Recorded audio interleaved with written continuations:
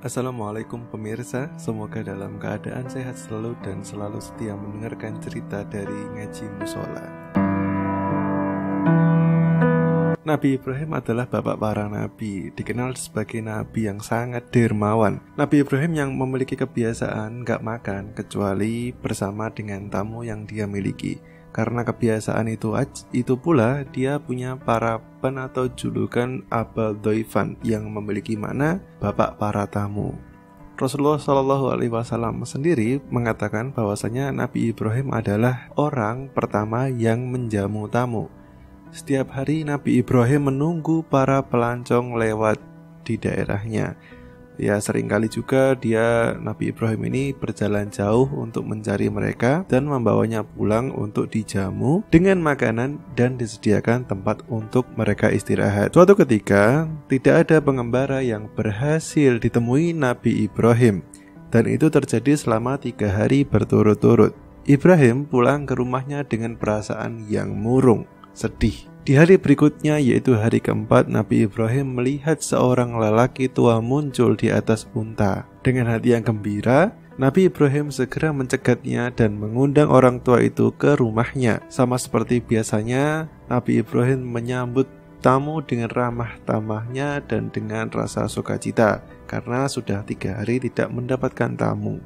Singkat cerita, sebuah insiden terjadi di meja makan. Ketika bersiap untuk menyantap makanan, Nabi Ibrahim melihat tamu di hadapannya diam aja. Tidak ada doa atau puja-puji terucap dari mulutnya, seperti yang biasa dia lakukan. Nabi Ibrahim lalu bertanya pada tamunya, "Kok gak ada ucapan atau doa ya?" Kata tamunya, dalam agamanya tidak ada kebiasaan berdoa sebelum makan. Ternyata tamu ini adalah seorang Majusi. Majusi itu agama yang menyembah api. Jawaban itu mengagetkan Nabi Ibrahim, lalu dia merasa kecewa dan kesal dengan tamunya. Kemudian Nabi Ibrahim melakukan pengusiran terhadap tamu. Lalu tamu tua itu pun segera meninggalkan rumah. Namun sifat yang ditujukan Nabi Ibrahim itu rupanya dimurkai oleh Allah. Allah gak suka, langsung memberikan teguran kepada Nabi Ibrahim. "Apa kerugianmu jika engkau menerima tamu itu, walaupun ia ingkar kepadaku? Aku akan mengganti makanan dan minuman yang kau suguhkan kepadanya. Bukankah aku sendiri telah memberinya makan dan minum selama 70 tahun? Mendengar hal ini, Nabi Ibrahim merasa sangat malu. Kemudian Nabi Ibrahim keluar dari rumah dan segera mengejar dan mencari orang tua itu, lantas membujuknya untuk balik ke rumah. Meski heran dengan perubahan sikap Nabi Ibrahim ini, laki itu mau kembali ke rumah Nabi Ibrahim.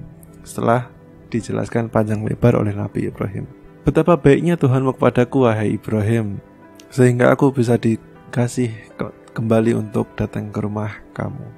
Ya, akhirnya tamu ini dijamu sampai selesai. Peristiwa Nabi Ibrahim tidak menemukan seorang tamu kembali terulang lagi. Ia berangkat untuk mencari seorang untuk diundang ke rumahnya, tapi tidak menemukan siapapun. Ketika dia kembali ke rumah, dia menemukan ada orang asing di dalam rumahnya. Nabi Ibrahim bertanya, "Bagaimana kamu masuk ke rumahku tanpa izin?" Kata dia, "Aku masuk atas izin Tuhan." "Siapa kamu?" Terus si tamu menjawab, "Aku adalah Israel." Ternyata tamu tersebut adalah sebuah malaikat. "Apakah kamu akan mencabut nyawaku?" "Tidak, aku diutus Allah menemui hambanya untuk memberinya kabar bahwa dia telah memilihnya sebagai teman karibnya atau kekasihnya." "Siapa dia?" Kata Ibrahim, "Demi Allah, jika kamu memberitahuku tentang dia, aku akan pergi dan mengunjunginya meskipun dia berada di tempat yang paling terpencil, dan aku akan menjadi tetangganya sampai maut memisahkan kami." Lalu Israel mengatakan, "Hamba itu adalah kamu ya Ibrahim?" "Aku? Ya, itu kamu. Mengapa Allah memilihku sebagai kekasihnya?" "Ya, karena kamu memberi kepada orang dan tidak meminta apapun dari mereka." Dan dari sinilah cerita kenapa Nabi Ibrahim mendapat gelar Khalilullah atau kekasih Allah.